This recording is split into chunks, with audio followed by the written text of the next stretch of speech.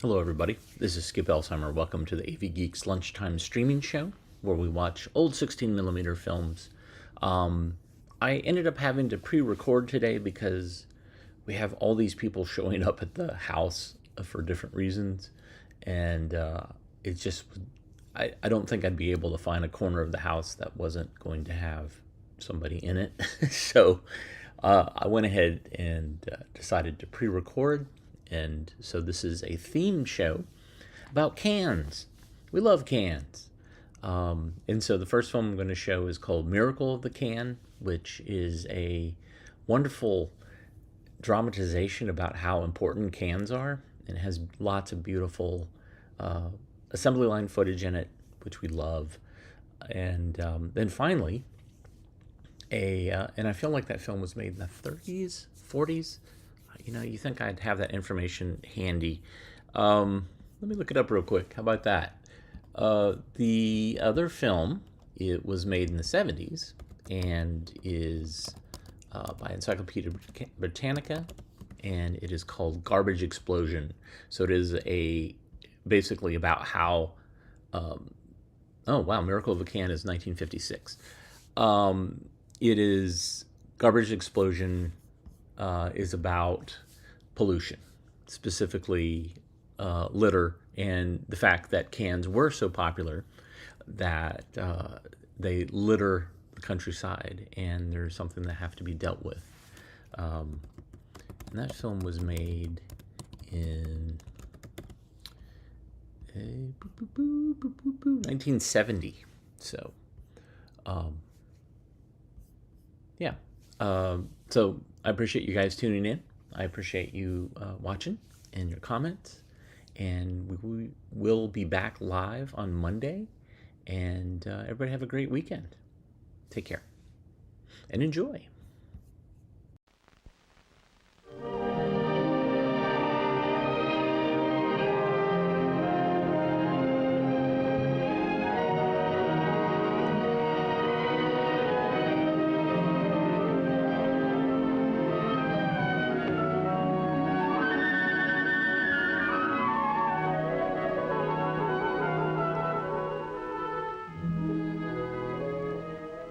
That mankind may have life and have it more abundantly. This is the everlasting promise of nature.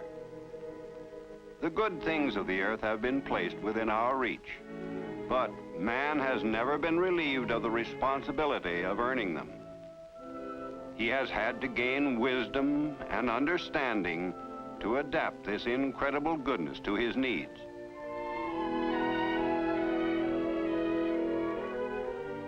And so, through the years, man has watched and studied the great natural forces that were meant to serve him.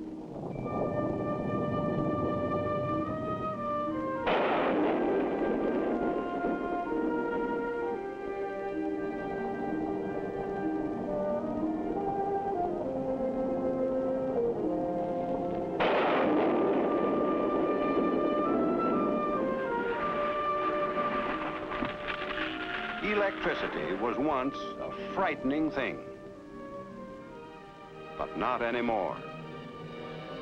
We have learned how to channel its power into telephones, radios, refrigerators, electric lights. It is one of the prime movers of the age in which we live.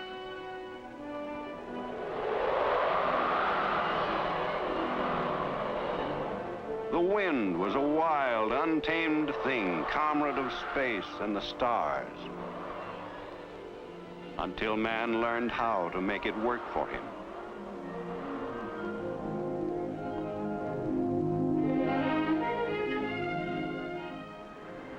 Water anywhere is potential power, but uncontrolled it is also unpredictable. So man built dams. And behold, this pent-up power becomes a tremendous agency for good.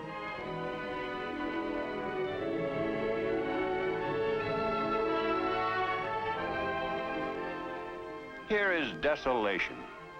Good land once, until man let the topsoil wash away. But topsoil is the very source of life, and man is learning to conserve it so that nature may give more abundantly of all the growing things of field and hill. In his endless struggle to avert starvation, man has been striving for a better understanding of nature's laws. The gains he has made are witnessed in our bounteous crops. Even so, and quite as the Bible warns us, there's a time for sowing and a time for reaping. But the time for reaping is so very short.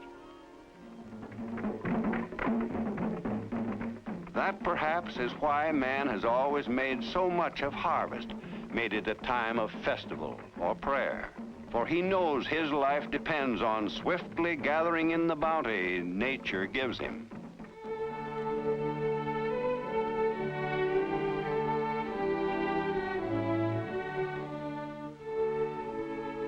Thus, in America, we have always offered thanks for the blessings of the earth.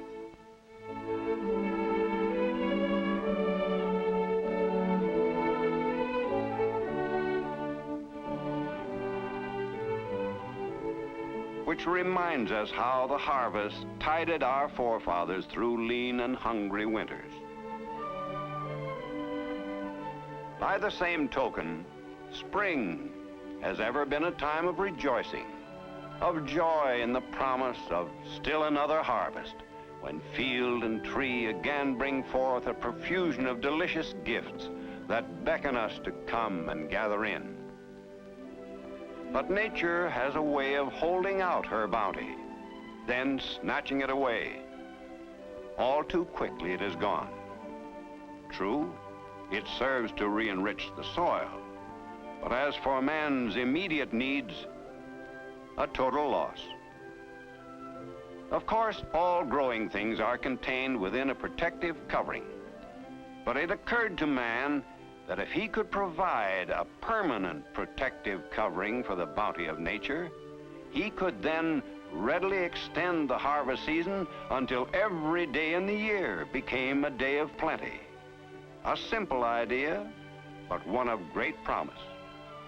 Today, its perfection is a man-made miracle.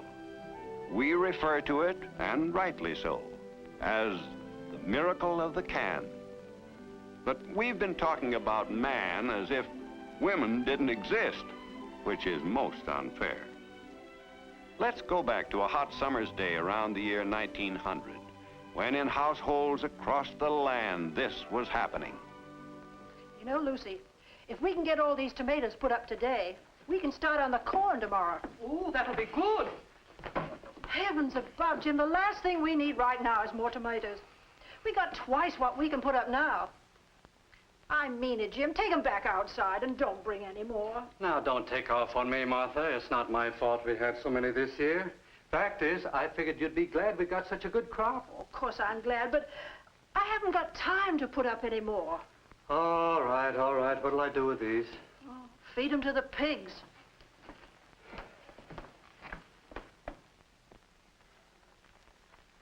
Huh? Feed them to the pigs.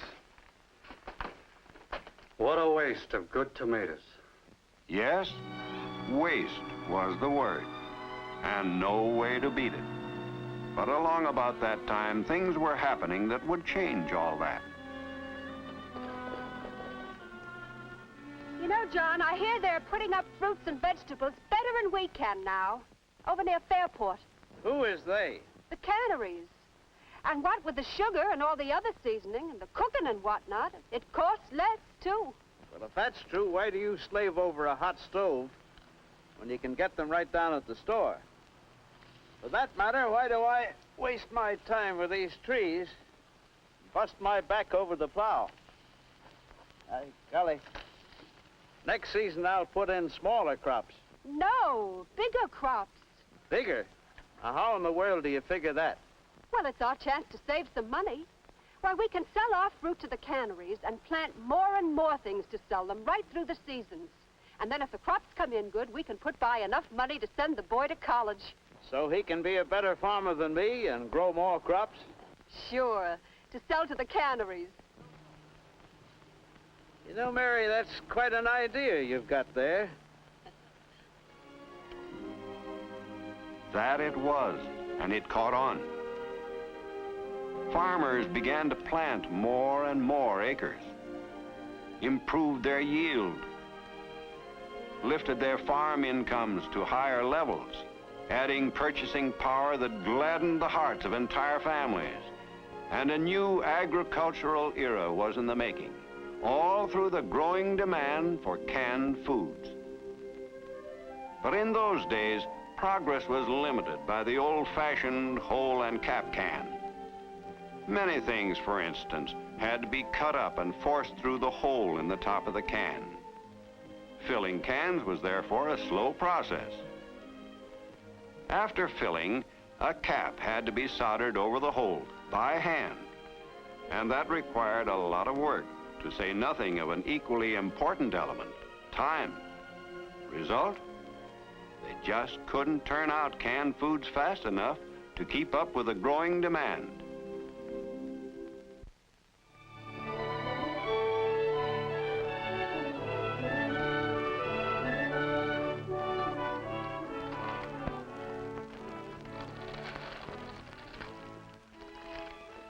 Careful.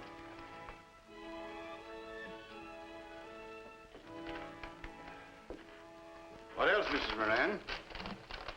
Well, I need some peas, 3 cans of peas. There's your candy. That's the last of the peas, Mrs. Moran. Can't seem to stock up enough for you folks. Well, why don't you order more?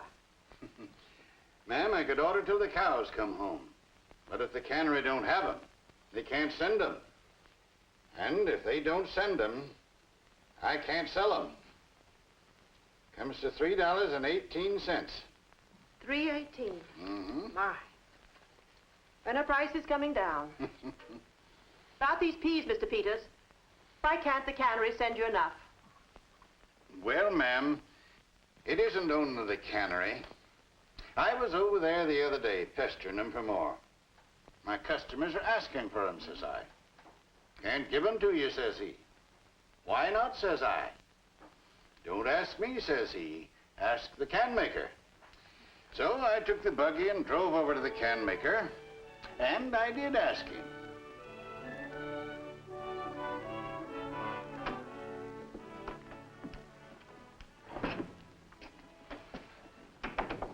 I know you folks.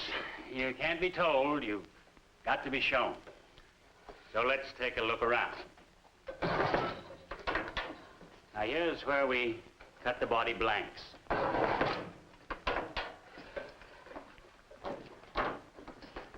This man here is forming the can body.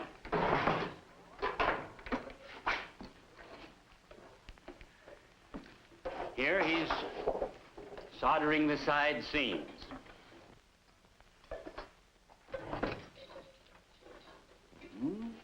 Pretty slow work.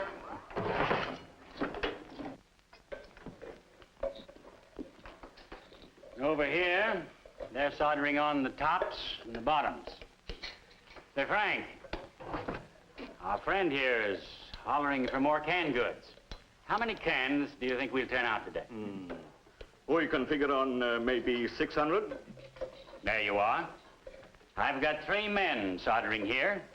They can turn out only 600 cans a day. We got calls for a lot more than that. Why don't you hire more men? You find them and I'll hire. Solderers don't grow on trees.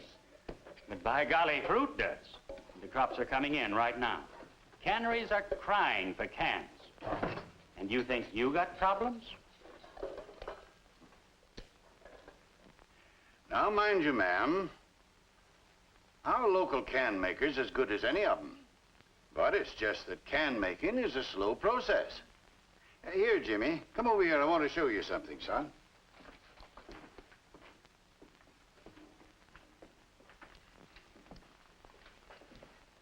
Here's a lesson you learn in school someday. Crop and can geography, you might say. Now, here's us. Here's the can-making plant. Here's the cannery. Here's the farmland. Farmers are planting more land all the time, putting in more and more crops, because the cannery is here to take care of them. Now just imagine this same thing taking place all over. Oh, there are lots of canneries and can makers in the growing areas, but when harvest time rolls around, the crops come in, it's the same story everywhere. They're all swamped with orders that they just can't fill. Yes, it was apparent that the task of serving a whole nation was too big for the can production capacity available in those days. The need was clear for a pooling of resources in the interest of better experimentation, research, engineering skill, and greater can production. So, many can makers did combine their facilities and pool their knowledge to form the American Can Company. Thus, in 1901, was laid the foundation for advancements in can making destined to serve mankind in war as well as peace. But despite much early progress in can making, it continued to be a slow process. Part of the trouble was the can itself. It didn't lend itself to mass production. Then came a development that was to have far-reaching effect. Say, you're right, Harry. This is different. Certainly is a new basic idea in can making. Let me see that.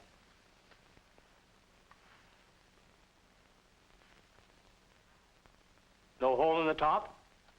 Nope.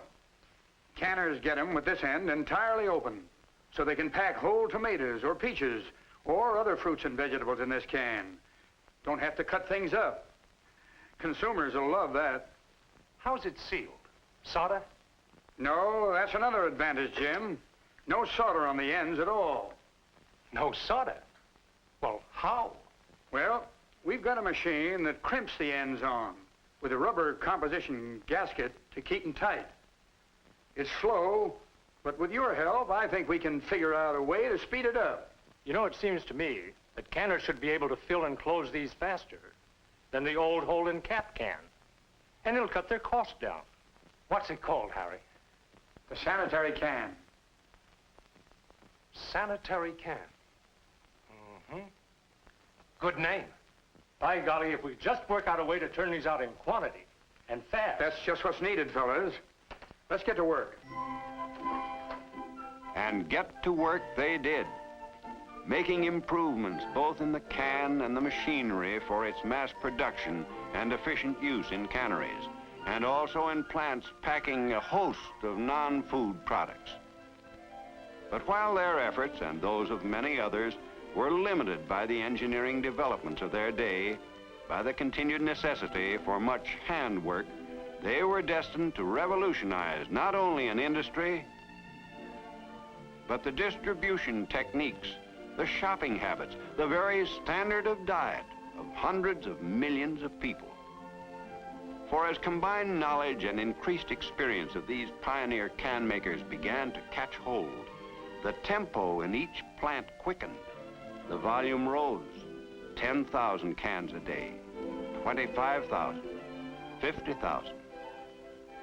Yes, man finally had created the real answer for preserving the fruits of land and sea indefinitely. Thus, farmers were encouraged to plant more land and sell their increased crops to the canners. And the swing to more profitable farming lifted property values everywhere. The same expansion was going on in the fishing industry and the meat packing industry. Better breeds, bigger herds, due to the greater capacity of packers to can meat products. All this because the can-making industry had faced and met nature's challenge. Here is my limitless bounty for the taking. Protect it well. So today, man controls the use of nature's gifts far beyond the time of harvest. At last, man has the means for using the natural resources of this great land to the utmost intended by its creator, thanks to the formation and growth of a great enterprise. Moreover, far more people, earning far more, have a part in this industry today than could possibly have found employment under the antique methods of the past. Today, the can-making industry turns out billions of metal cans a year. Why, one modern can line alone produces over 200,000 cans in a single day. Remember Frank and his 600 cans a day? Well, it would take Frank with his old-fashioned machines and more than 60,000 can makers working with him at least 25 years to produce the billions of cans turned out by the industry every year. But, as in countless other industries here in our country, each man on a can-making line today produces far more because of the modern equipment he has to work with. Naturally, this greater production means higher wages, higher standards of living, and even lower food costs for us all. Now let's see how this manufacturing miracle is brought to pass. It begins here with steel. Steel made to exacting specifications determined by the can maker's metallurgists, men who have pioneered with steel producers to achieve this superior product for can-making needs. These particular sheets of steel are already coated with a very thin layer of tin, and thus called tin plate. In making cans, it is necessary to ensure the absolute protection of their contents when the cans are later filled and sealed. So the coating being added here is an additional protective enamel lining used for certain products.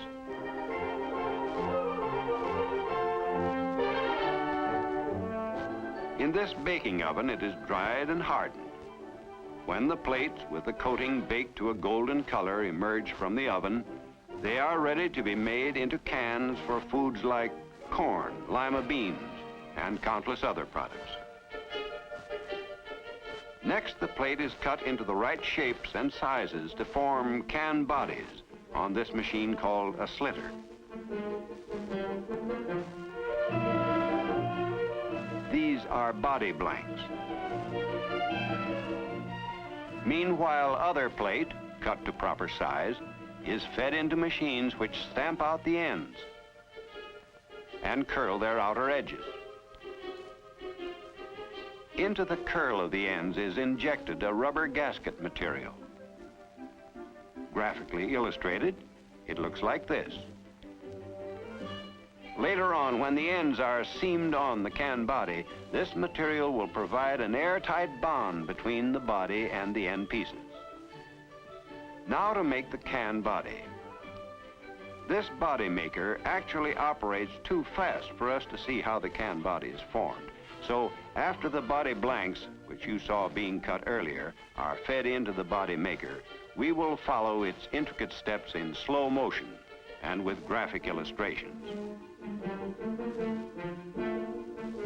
First, the body blanks move to a notching station. Here, small notches are cut from the corners to eliminate a double thickness of metal when the ends are seamed on. The body blank is then formed and hooked into the familiar shape of the can around the body maker.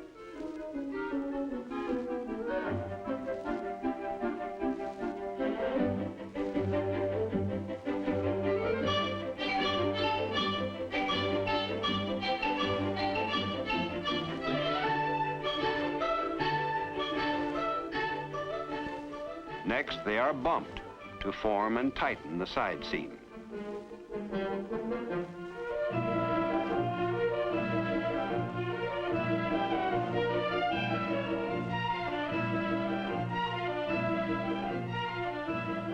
The formed bodies then pass over fluxing wheels to a hot solder bath, where solder is applied to the outside of the side seam. The side seam is then wiped off and cooled by a blast of air. Then the bodies speed along to where they are flanged at each end, so the tops and bottoms will fit on.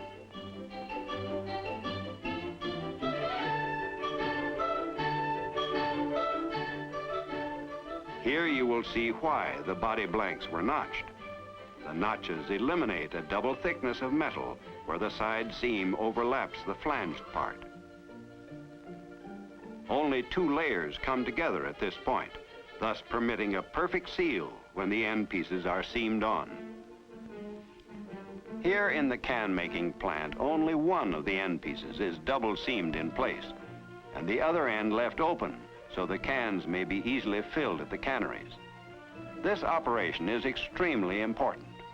It calls for the utmost precision.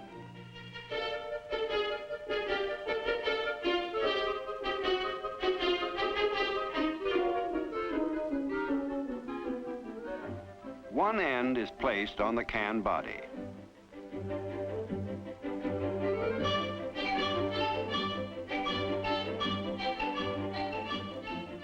It curls over the flange on the body in precisely the right amount. Remember that rubber gasket material in the curl of the end pieces?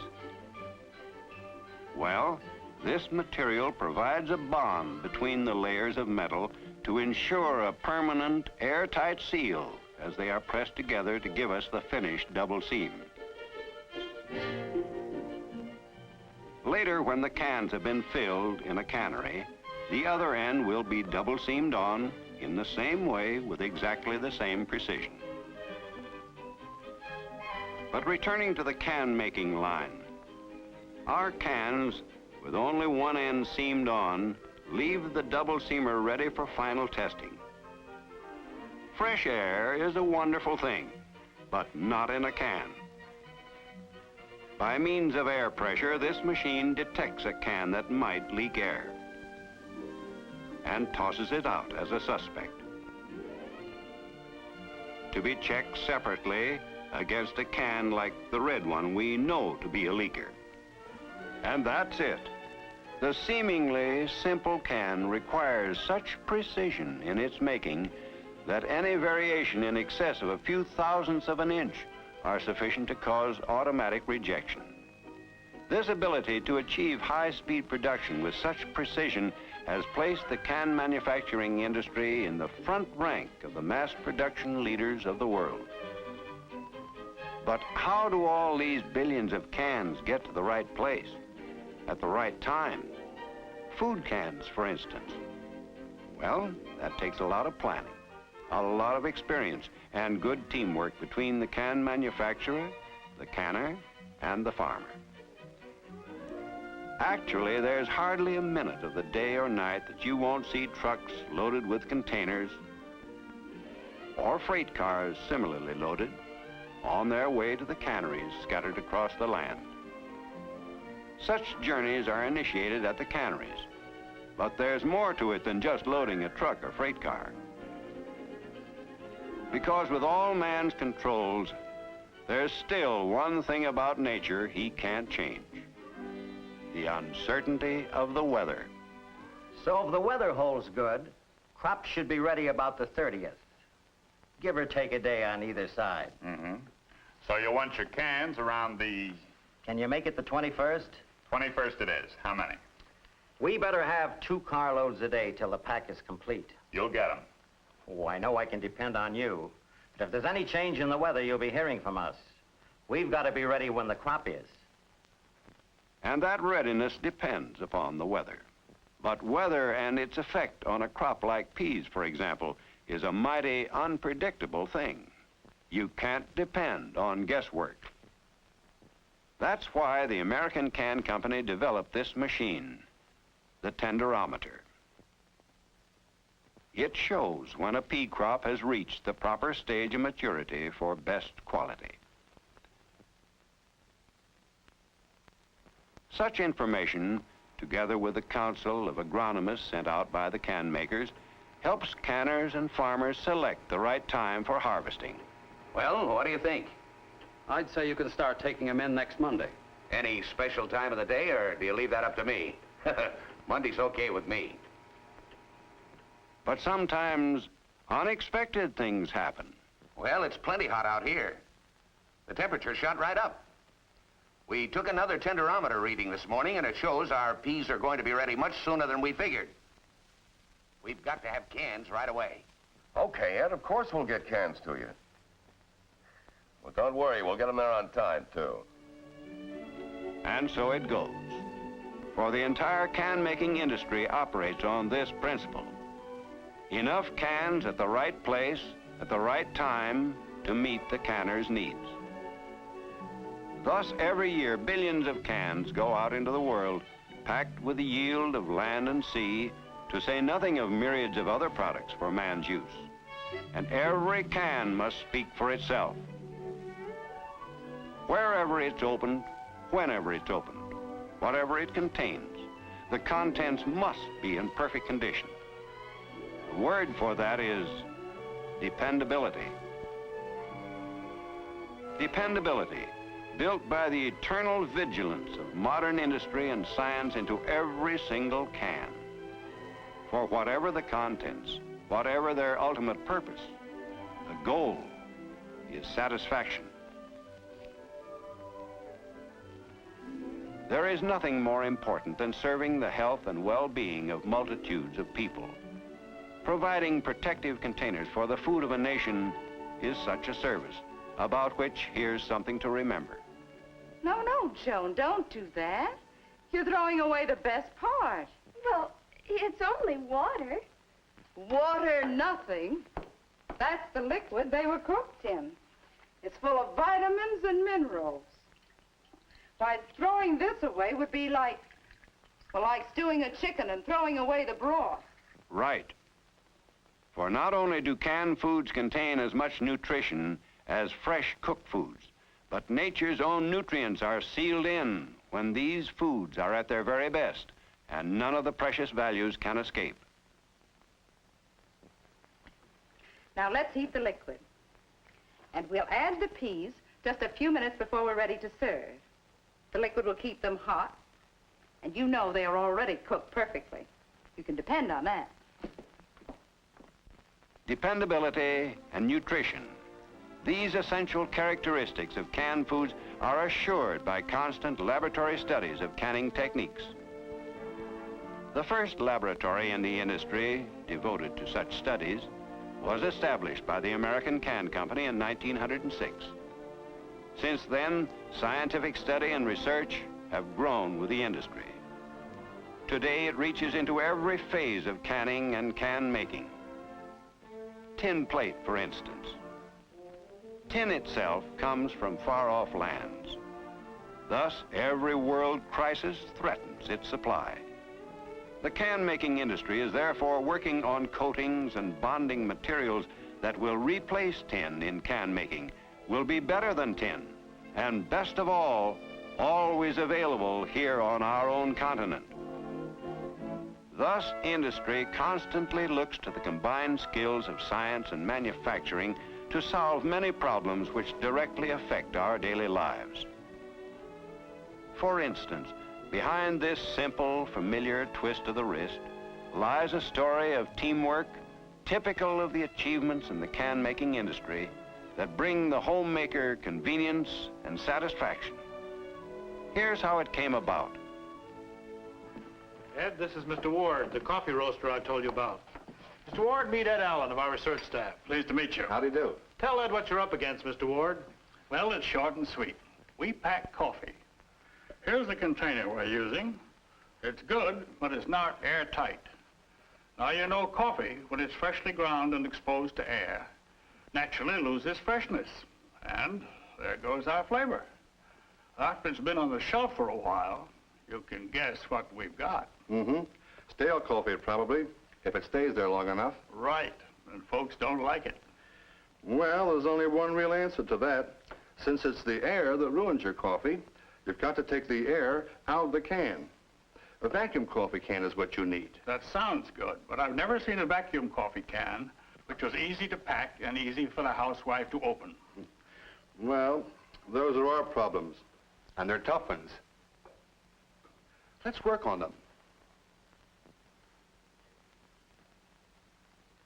It's sure a puzzler.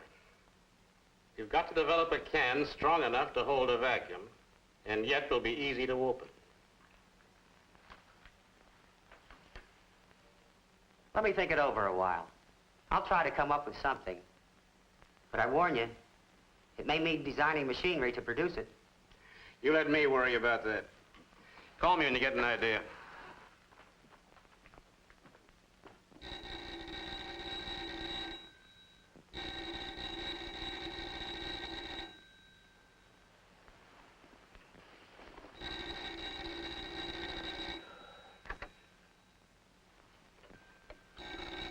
Hello? Hello? Bill, this is John. Got a pencil and paper? Huh? Wake up. This is what you've been waiting for. Grab a pencil. All right.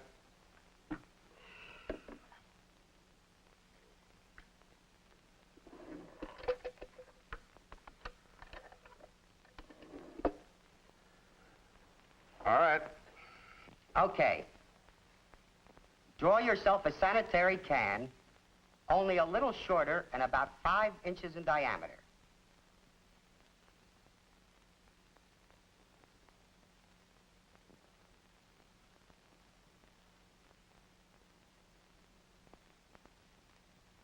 Got it? Yeah, go on.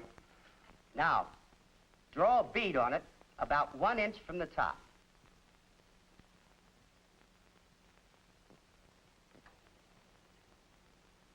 Right. Now, cut away part of the can to show the inside.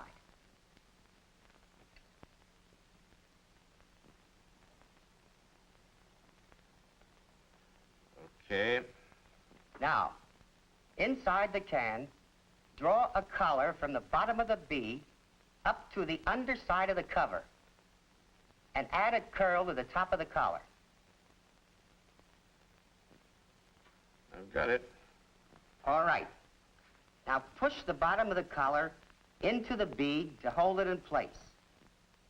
And just above the bead, draw a double score on the outside of the can. Go ahead.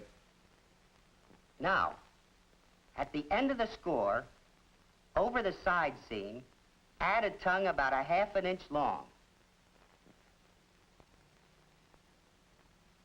Right. Now, can you make that? Sure we can make it, but what is it? What is it? Well, put a key on it to wind off the scored strip. And that's our new, easy opening vacuum coffee can. John, I think you've got something, but how about vacuum packing? Well, John had the answer for that, too.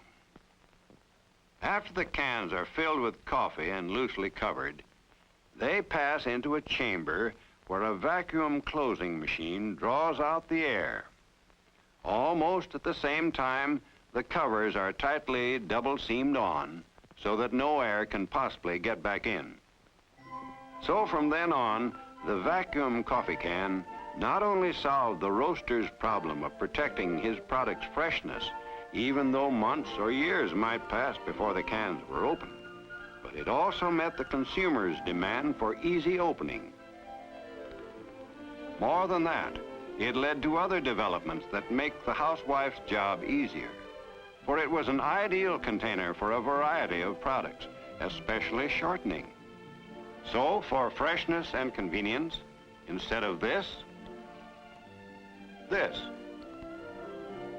And for sanitary protection, neatness, cleanliness, instead of this.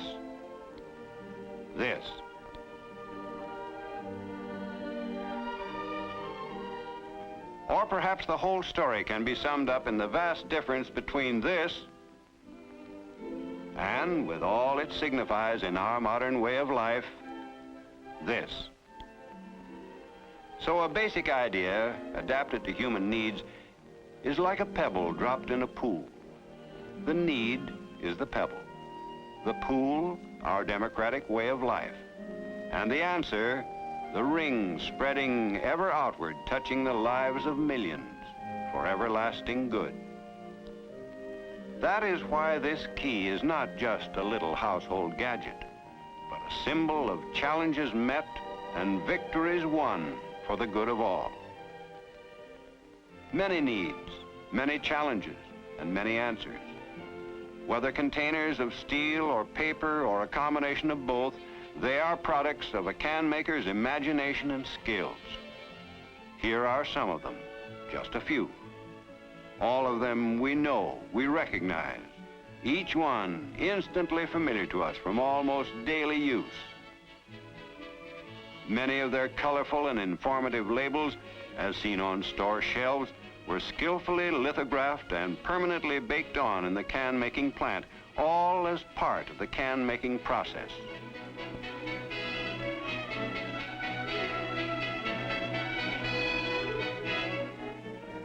This, too, while not a can, it had its beginning in the minds of can makers, whose skill in shaping, sealing, and mass-producing metal containers was applied to the problem of fashioning from paper the ideal disposable container for the dairy industry.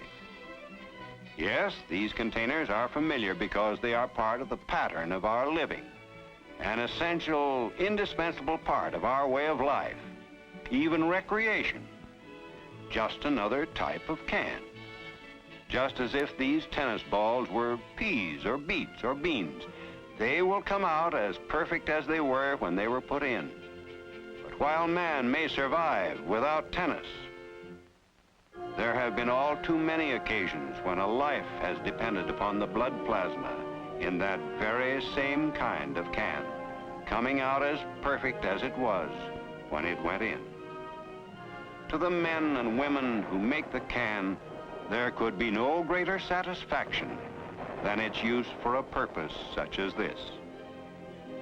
Thus, every new idea sets in motion a succession of ideas that expand in ever-widening circles. So the miracle of the can continues, bringing to countless supporting industries added expansion and prosperity, to millions of people more jobs, greater security, and a better way of life. The can manufacturing industry ranks among the first 10 indispensable industries of the world. Hundreds of thousands of men and women in the United States, Canada, Hawaii, Alaska, and elsewhere depend upon its continuing prosperity. Its bright future is theirs. This achievement, this present-day flowering of the seeds of enterprise first planted by the pioneer can makers of America and nurtured by their successors, has truly brought about a miracle of benefits to our people. A miracle which continues daily for all people. For today, every day is harvest day. Daily we have the assurance of nature's bounty both for today and tomorrow. Much we have today, and our promise of the future is ever more and more. And just as harvest time means more than the ending of one bountiful season, but contains within itself the seeds of another fruitful spring, so this humblest little servant of your daily life contains not just a product, but symbolizes a more abundant life for all freedom-loving people everywhere in the world.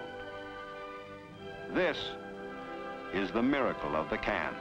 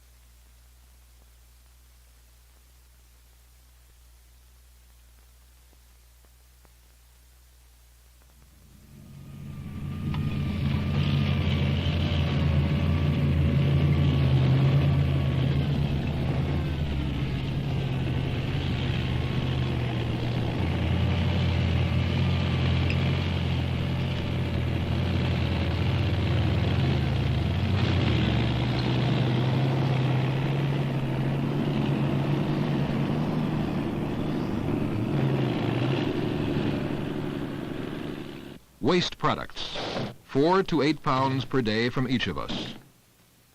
Each year, Americans throw away 26 billion bottles and jars, 48 billion cans, many of non-rustable aluminum,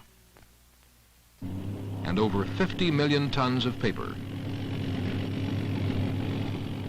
Old appliances, furniture, chemicals, and construction debris are discarded. Agricultural wastes represent a large part of the problem, which is generally overlooked. Automobiles are mass-produced, mass-marketed, and mass-junked. Each year, 6 million cars are disposed of.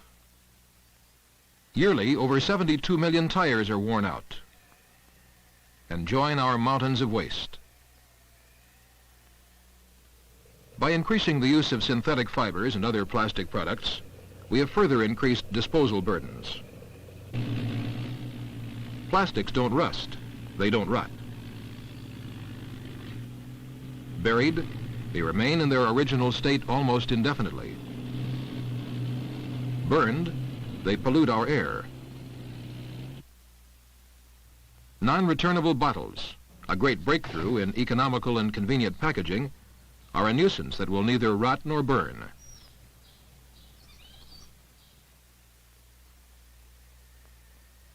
Paper has always been one of our most useful products, but an increasingly higher proportion of paper and paper products make landfills unsightly and litter the surrounding landscape. There is now enough garbage produced in the United States to fill the Panama Canal 4 times each year. How do we dispose of all of it? Increasingly, this seems to be a popular way. A drive along our nation's highways or through the streets of our cities shows our attitudes toward waste disposal.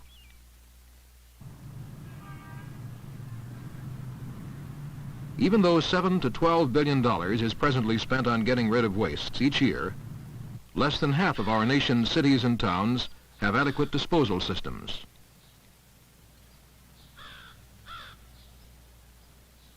Over 45% of the disposal sites are operated as open dumps.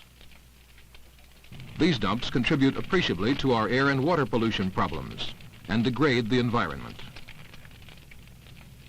The raw garbage and incompletely burned organic wastes attract flies and rats. For these reasons, open dumping and burning is banned in all states, but it is not being enforced. An improved method of disposal with no burning is called sanitary landfill. It is really a dump in layers.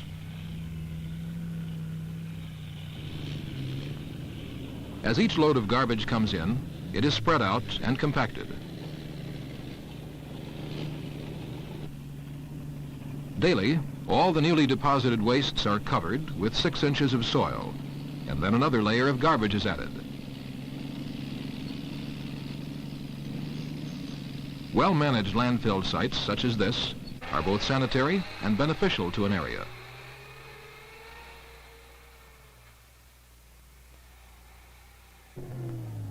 Most landfills, however, are sanitary in name only. In some coastal areas, wastes are used to fill marshes and extend shorelines under the guise of turning worthless land into valuable property.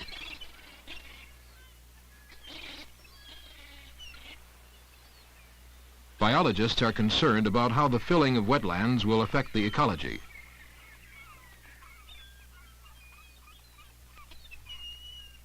Improperly placed landfills can leach into groundwater supplies and streams, adding pollutants to our water resources.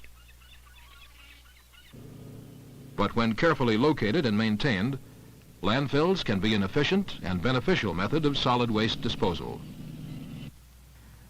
Apartment houses, parks, golf courses, highways, and airports are only a few of the things that have been built on filled-in land.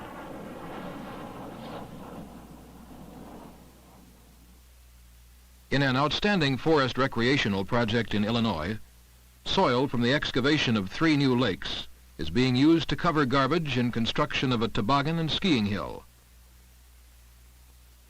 Space for landfill operations such as this will only be available in many urban areas if imaginative, comprehensive solid waste planning is undertaken.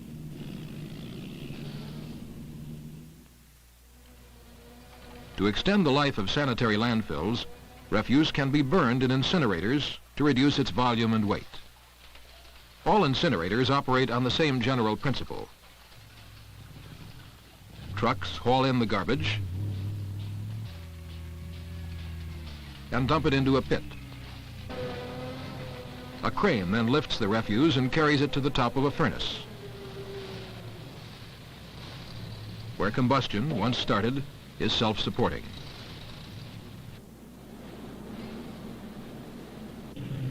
In ideal circumstances, about 10 to 20% of the original volume of refuse remains as ash or other non-combustible materials. But some incinerators achieve only a 50% reduction.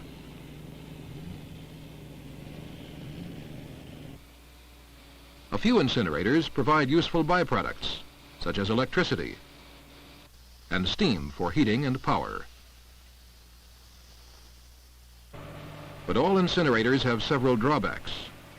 Besides being expensive to build, operate, and maintain, there are problems involving combustion, corrosion, and pollution. Another way of extending the life of sanitary landfills that is being developed is by compacting refuse in a press.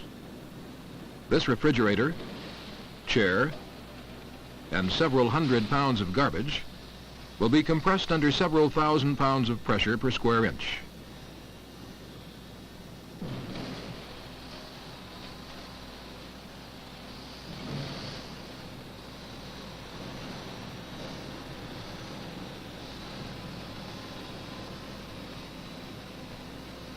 The finished bale can be placed in a landfill, or possibly other uses will be developed.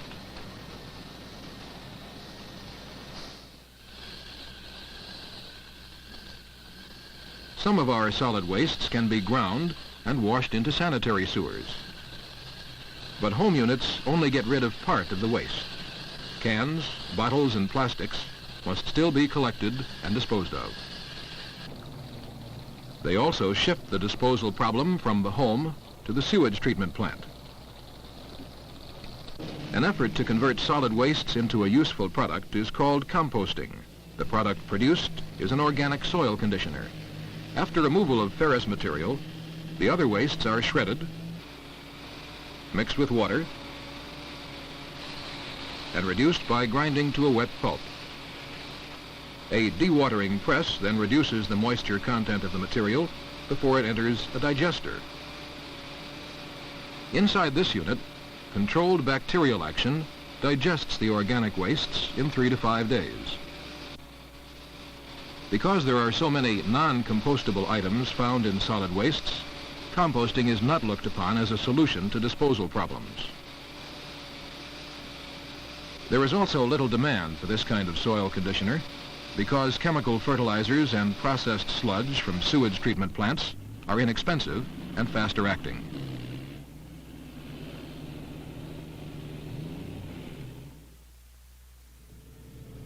We can see that on a national scale, the disposal of wastes is not a problem to be easily solved.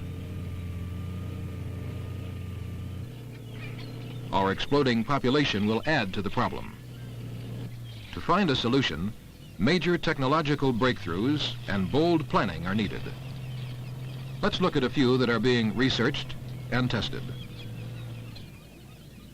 High-temperature incineration is one. In a furnace burning in excess of 3,000 degrees, all trash, including metals, glass, and plastics, is either vaporized or reduced to a molten slag, which is less than 2% of the volume of the original wastes. A water bath breaks up the slag into small lava-like fragments, which may have many useful applications.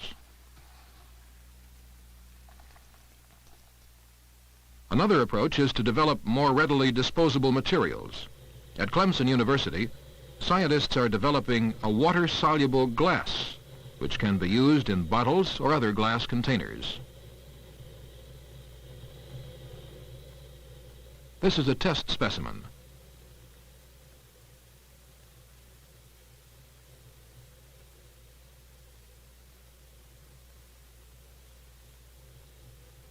Before this silicate material can be used for containers, it must be given a thin, impervious coating, which protects it from water vapor and corrosion from its packaged contents.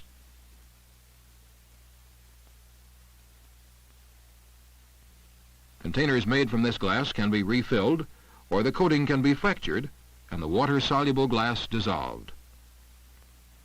Here, underwater, and with the aid of a time-lapse camera, we get a hint of how this glass dissolves. It could help alleviate a great part of our solid wastes problem, but it could add to our water pollution.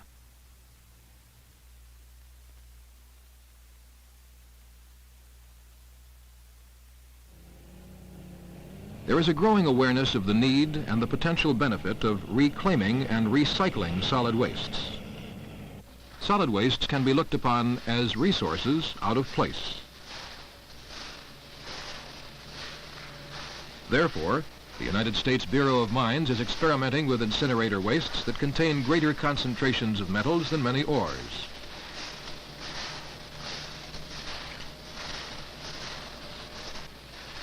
In this pilot plant, reclamation of materials is accomplished by washing, screening, shredding, and magnetic separation of the various residues.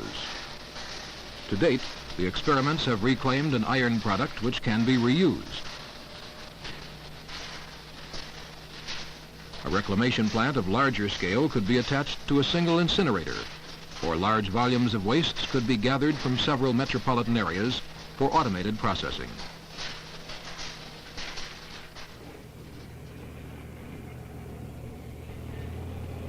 The answer to car junkyards might be provided if we had enough huge shredding plants such as this. Some shredders are able to rip automobile bodies and frames into pieces of reusable metal at a rate of 120 cars an hour. It is estimated that $7 million in silver and gold could be recovered from solid wastes each year. These valuable metals are found in photographic refuse, solder, plated, and other materials.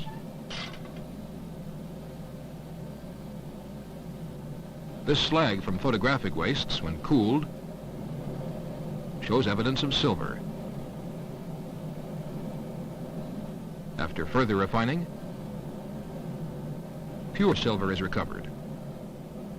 In the future, our industries may find it beneficial to reclaim many of the materials currently considered wastes. Each person in the United States produces twice as much solid waste as an individual did 20 years ago.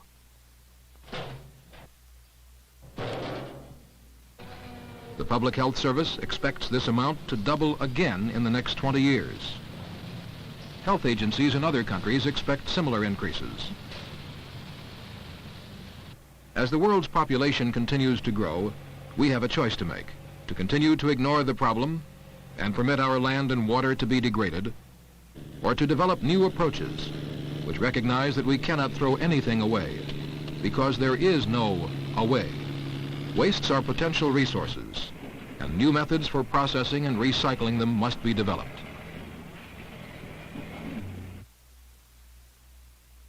As a nation, we set a goal to put a man on the moon, and attained it. But can we attain a national goal to clean up our environment? How much longer can we wait?